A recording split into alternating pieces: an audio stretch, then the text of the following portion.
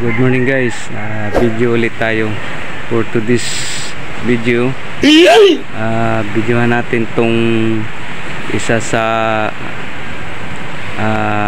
pangunahing pangkabuhayan sa aming lugar, ang pag-ano ng niyog.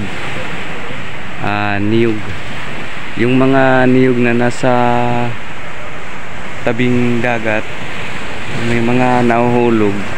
Ito ang ginagawa nila, binibiyak tapos binibilad hanggang sa maluluto sa maano sa init, tapos maging ano siya, kopra.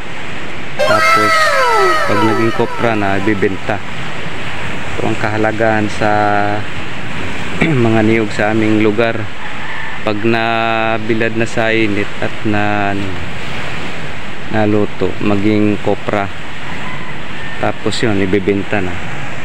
Isa din kasi ito sa pangunahing pangkabuhayan sa aming lugar, ang mga bunga ng niyog,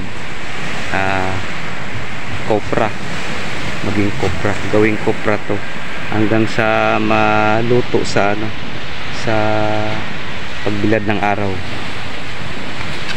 Anuhin to, kukunin tong laman kapag na nabilad, tulad yan, nagsimula ng umangat hanggang sa maluto sa pagbilad ng araw, madali na yan makuha, malugit sa Bisaya, tapos ibebenta ang gawing oil. Yan ang kahalagahan sa niyog. So yun lang guys, isa sa pangunahing pangkabuhayan sa aming lugar, ang mga niyog gawing kopra. Thank you for watching. Hanggang sa susunod na video. Babu.